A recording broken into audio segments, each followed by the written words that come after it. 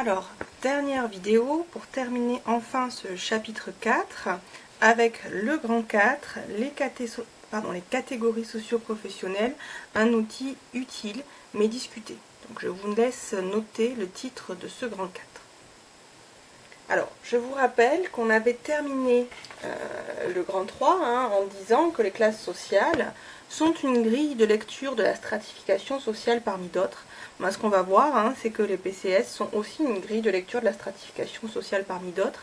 Et on va se demander en quoi ces PCS sont justement utiles, pertinentes pour analyser cette structure sociale. Alors, je vous propose de passer du coup à l'activité numéro 31 qui commence à la page 27 et qui se poursuit à la page 28 avec ces deux tableaux. Donc, mettez sur pause pour lire la définition des PCS, des professions et catégories socio-professionnelles. On dit aussi, on a tendance à dire l'un pour l'autre, catégorie socio-professionnelle, parce que vous voyez que c'est un des deux éléments. Donc, lisez un des éléments de définition, pardon. Lisez cette activité. Alors, ce que vous devez, une fois que vous avez lu cette activité, retenir, c'est que les principes des PCS, c'est le P, c'est que la profession est centrale pour définir la position sociale d'un individu.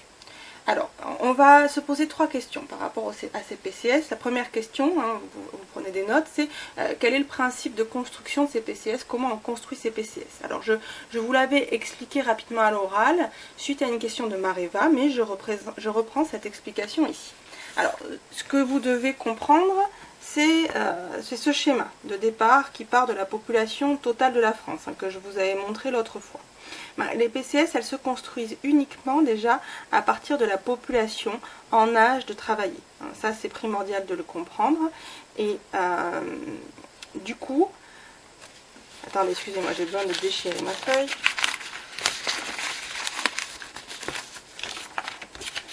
Pardon. Parmi cette population en âge de travailler, la première question que l'on se pose pour construire les PCS, c'est est-ce que cette population fait partie de la population active ou inactive. Donc, dans les populations inactives, on retrouvera dans les postes que vous avez dans le document de l'activité 31, on retrouvera au premier niveau les retraités et autres personnes sans activité professionnelle. D'accord? Donc ça nous permet de retrouver deux postes, deux groupes socio-professionnels. Après, on se concentre donc sur la population active. Alors, qu'elle soit avec ou sans emploi, l'INSEE va demander pour classer les individus chômeurs quelle était leur précédente profession. D'accord? Donc, vont être classés dans les actifs les 6 autres groupes. D'accord? Donc, du coup, pour constituer après les 6 autres groupes, il va falloir se poser d'autres questions, aux individus. Deuxième question qu'on va poser aux individus, quelle est la nature de leurs revenus? C'est-à-dire, est-ce qu'il s'agit de salariés ou d'indépendants? Cette notion renvoie, vous vous rappelez, aux deux principales catégories, à deux catégories sur les trois de revenus primaires. Les revenus primaires, la première façon d'accéder à des revenus, c'est en participant à l'activité de production. Il y a les revenus du travail. Donc les revenus du travail, c'est les revenus des salariés. Quand on est salarié, on est lié par un contrat de travail, on loue sa force de travail à quelqu'un. Et il y avait aussi dans ces revenus primaires les revenus mixtes. C'est les revenus qui sont à la fois liés à un apport de travail, mais aussi à un apport de capital. Parce que les revenus de la propriété du capital, c'est le troisième revenu primaire. Donc pour ces personnes dont on ne sait pas trop si leur revenu, on ne peut pas distinguer si leur revenu provient de l'apport de leur force de travail ou de leur apport de capital, on parle de revenus mixtes et ces personnes-là sont considérées comme des indépendants. Donc, je rappelle, on est dans la première question qu'on se pose dans ce grand 4. Comment sont constitués les PCS? Donc, première façon de constituer les PCS, on se demande d'abord aux individus s'ils sont actifs ou inactifs. Puis on leur demande s'ils sont salariés ou indépendants. Donc s'ils perçoivent des revenus primaires qui sont des revenus du travail ou des revenus primaires qui sont des revenus mixtes. D'accord? Deuxième question qu'on se pose, est-ce que la profession qu'ils exercent, est-ce qu'elle s'exerce dans le secteur privé ou public? Et on se demande aussi quel est leur secteur d'activité, primaire, secondaire, tertiaire. Donc je vous rappelle que dans le secteur primaire, dans l'économie, dans le secteur primaire, qu'est-ce qu'on fait? On exploite les ressources naturelles, les ressources primaires. Dans le secteur secondaire, on les transforme, et le secteur tertiaire, c'est tout le reste. Donc vous voyez bien qu'on a certains groupes professionnels qui travaillent dans le secteur primaire. Ce sera les agriculteurs exploitants. D'autres, c'est sûr et certain, ils travaillent dans le secteur secondaire. Ce sera par exemple les ouvriers. D'autres, c'est sûr et certain, ils travailleront dans le secteur tertiaire, par exemple les employés. Et puis pour d'autres, ça dépendra. Il faudra affiner un petit peu. On peut trouver des professions intermédiaires dans le secteur primaire, dans le secteur secondaire ou dans le secteur tertiaire. D'accord? Après, il y a des choses qui se croisent comme ça. Et enfin, dernier critère, dernière question que l'on pose, c'est le niveau de qualification et de responsabilité hiérarchique. Ça va permettre d'affiner, de passer ici, première colonne, des groupes socioprofessionnels aux catégories socioprofessionnelles et enfin plus spécifiquement aux professions. Donc je vous ai mis à la suite de l'activité 31, juste le début pour les 4 premiers groupes socioprofessionnels, la façon dont c'est affiné après. Par exemple, les agriculteurs exploitants, ça c'est le groupe socioprofessionnel. Mais après, si on affine, on a 3 catégories de professions. Les agriculteurs sur petite exploitation, moyenne exploitation, grandes exploitations. D'accord? Ou pour les professions intermédiaires, on peut aussi affiner, vous voyez, en fonction du secteur, public ou privé, par exemple. Et après, on pose des questions plus là sur le niveau de qualification au sein même des professions intermédiaires. Donc voilà, j'espère que vous avez compris comment on construit ces PCS. Alors maintenant, il s'agit de se poser la question, quelle est l'approche, deuxième question qu'on se pose, quelle est l'approche de la stratification sociale avec les PCS? Dit autrement, est-ce qu'il s'agit plutôt, à votre avis, d'une approche nominaliste ou réaliste? Vous vous rappelez, pardon, Max Weber a plutôt une approche nominaliste des classes sociales, alors que Marx a une approche plutôt réaliste. Ces groupes, selon Marx, auraient une existence réelle, conscience d'intérêt commun, capable de se mobiliser, alors que pour Weber, ce serait plutôt des groupes que l'on aurait nommés pour leurs points communs, mais qui n'auraient pas les caractéristiques d'une classe sociale telles que Marx les décrivait. Donc là, j'espère que vous l'aurez compris, les PCS sont plutôt construites dans une perspective nominaliste. On est dans de la stratification au sens strict du terme. Les catégories ainsi construites ne constitueraient pas des classes, elles sont plutôt censées refléter une homogénéité des comportements sociaux. Donc là, vous prenez des notes, je répète, il s'agit d'une approche nominaliste. Les catégories ainsi construites ne constitueraient pas des classes. Ces catégories reflètent plutôt une homogénéité des comportements sociaux. Mais dans chaque PCS, on ne peut pas dire que les individus aient une conscience de classe, ni vraiment la capacité à se mobiliser collectivement. D'accord? Alors du coup, dernière question, on peut se demander dans quelle mesure ces classes sociales sont un outil pertinent pour analyser la structure sociale, même s'il s'agit d'une approche nominaliste. Alors, premier argument, certains disent que c'est un outil contestable parce qu'il y a d'autres formes de clivage qui sont mis en lumière dans la société contemporaine. Je répète, premier argument, les PCS seraient un outil d'analyse de la structure sociale contesté. Pourquoi? Parce que d'autres formes de clivage sont mises en lumière dans la société contemporaine. Comme, on l'a déjà vu, le genre, l'âge, mais aussi l'origine ethnique, ou la forme d'emploi. En fait, justement, c'est le même argument qu'on a mobilisé dans le grand 3, grand A, pour contester la persistance des classes sociales. Dans ce grand 3, grand A, qu'est-ce qu'on disait les classes sociales qui se définissent par le niveau du revenu ou la place dans le processus de production, ces éléments-là, le niveau de revenu, la place dans le processus de production, ne suffiraient plus à définir le statut social. Il faudrait prendre en compte d'autres éléments. Là, il en va de même pour les PCS. La profession, là, ne suffirait pas, elle non plus, à définir le statut social. L'homme pluriel peut se définir par d'autres éléments. Donc là, c'est un argument similaire à celui qu'on avait mis en avant pour les classes sociales. Autre argument aussi qu'on avait mis en avant dans le grand 3, grand A, les PCS peuvent regrouper des réalités très diverses. Sous une même profession, on peut retrouver des personnes qui ont des revenus très variables, ou alors qui ont des contrats de travail très variables, hein, qui font qu'ils sont dans une situation sociale très différente. Par exemple, si on prend le groupe des commerçants, hein, suivant comment le commerce justement, et si le commerce fonctionne bien, on peut avoir des personnes avec des revenus extrêmement différents. Ou si on prend les ouvriers dans une usine, vous pouvez vous retrouver avec un ouvrier qualifié, hein, mais qui est en CDI, qui a une forte ancienneté dans l'usine, qui du coup bénéficie d'une multitude de droits, hein, a accès par exemple aussi au comité d'entreprise, à des avantages en nature, etc. Mais vous pouvez trouver parmi les ouvriers qualifiés des ouvriers en intérim qui passent d'une mission à l'autre. Pardon. Donc du coup, cet outil peut être contesté parce qu'il regroupe des réalités très diverses.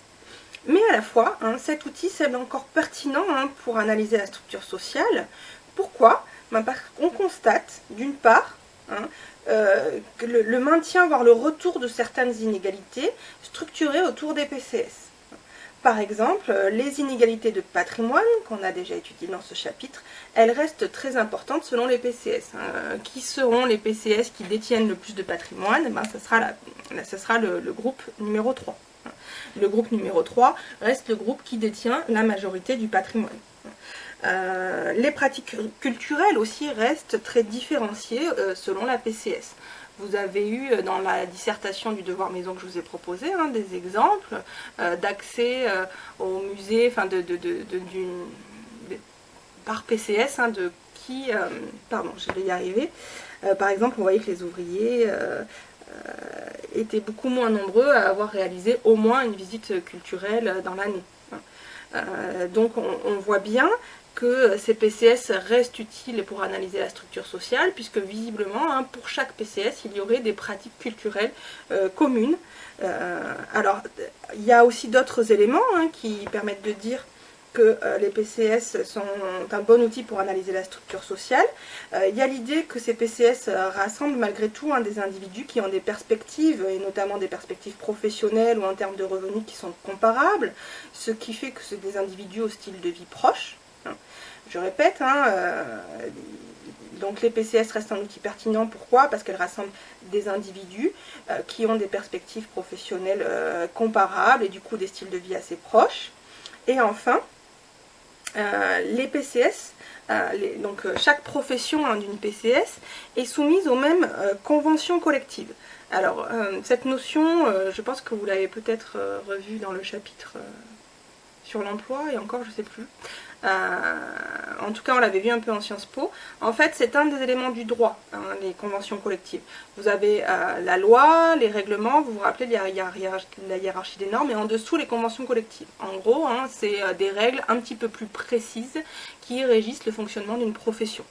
Par exemple, vous avez les conventions collectives des assistantes maternelles, hein, qui gardent les enfants. Vous avez les conventions collectives des personnes qui travaillent dans la mécanique automobile, etc. Donc le fait qu'au sein d'une même profession, on soit soumis aux mêmes conventions collectives fait que les personnes qui ont la même profession ont des représentations communes de leur métier qui peuvent leur permettre, hein, une certaine prise de conscience et aussi, voire même une mobilisation pour défendre leurs intérêts. Donc ce qui amène certains sociologues à dire que finalement, hein, les PCS sont des classes sociales sans le dire. En fait, les PCS permettent de traiter des classes sociales, sont une bonne approximation des classes sociales, et c'est pour ça qu'on retrouve bien souvent, hein, des pratiques par exemple culturelles qui sont communes à certaines PCS et qui sont également du coup communes à certaines classes sociales. J'espère que vous comprenez où je veux en venir. Donc du coup, pour traiter ce dernier élément, je vous propose de réaliser les questions 53 et 54 de l'activité numéro 32. Donc, question 53, pour rédiger une phrase qui explicite un petit peu ce diagramme-là. Donc, je vous rappelle, vous êtes censé dire selon l'INSEE, hein, en France, en 2013, qu'est-ce qui se passe? 80% des ouvriers appartenaient à la classe populaire et 20% des ouvriers appartenaient à la classe moyenne. Alors, qu'est-ce que nous permet de mettre en avant, question 54, ce document? Finalement, il permet à la fois de dire, hein, que les PCS et les classes sociales se recoupent, parce que par exemple, 100% des professions intermédiaires font partie des classes moyennes. Ou l'exemple qu'on vient de donner avec les ouvriers, ça montre bien hein, finalement que la plupart des ouvriers hein, font partie de la même classe sociale. Donc que la classe populaire continue de regrouper finalement des individus similaires, hein, ouvriers, employés, font pour beaucoup partie de la classe populaire et sont, je vous le rappelle, hein, c'est les secteurs d'activité qui différencient ouvriers ou employés, mais ça reste des personnes qui ont un niveau de qualification proche, ainsi qu'un niveau de rémunération proche, des styles de vie proches. D'accord ? Mais par ailleurs, ce document nous montre aussi que classe sociale et PCS ne se recoupent pas, parce que si on prend le groupe des agriculteurs ou des commerçants, artisans, chefs d'entreprise, ben là on voit que c'est l'inverse. Hein. Parmi les agriculteurs, oui, il y en a la moitié qui font partie de la classe moyenne, mais on a 30% qui font partie de la classe populaire et 20% de la classe supérieure. Donc on ne peut pas dire ici hein, que les PCS la PCS des agriculteurs hein, correspond à une classe sociale, puisqu'il y a 3 classes sociales qui sont représentées parmi les agriculteurs. Même idée pour les commerçants, artisans, chefs d'entreprise. Voilà, j'espère que vous avez compris où je veux en venir avec ce graphique. C'est extrêmement délicat de vous expliquer les choses sans que vous puissiez me poser des questions. Alors du coup, en fait, en conclusion de ce grand 4, qu'est-ce qu'on voit? On voit que l'outil des PCS hein, prolonge l'idée selon laquelle il est difficile de trancher quant à la persistance de classe sociale ou non. Hein. Et c'est aussi un outil qui est contesté dans sa capacité à rendre compte de la structure sociale. Alors ce que je vous propose, hein, vu qu'on est au XXIe siècle et à l'heure de la technologie, c'est que vous regroupiez, il y a encore des choses dans ce chapitre qui ne sont pas claires, si vous avez des questions à me poser, vous m'enregistrez un petit fichier audio si vous voulez avec votre portable, ou alors vidéo, hein, comme vous voulez, où chaque question vraiment importante auquel vous n'avez pas réussi à répondre en vous questionnant les uns les autres apparaissent, et puis moi je vous refais une petite vidéo avec la réponse à vos questions. Voilà, je sais que c'est peut-être un peu bancal comme fonctionnement, mais je me dis que c'est mieux que rien. J'espère que vous n'aurez pas vomi à l'issue de ces 3 capsules vidéo parce que c'est pas très stable avec ma main. Je vous remercie de votre attention et vous souhaite bon courage pour tout ce travail.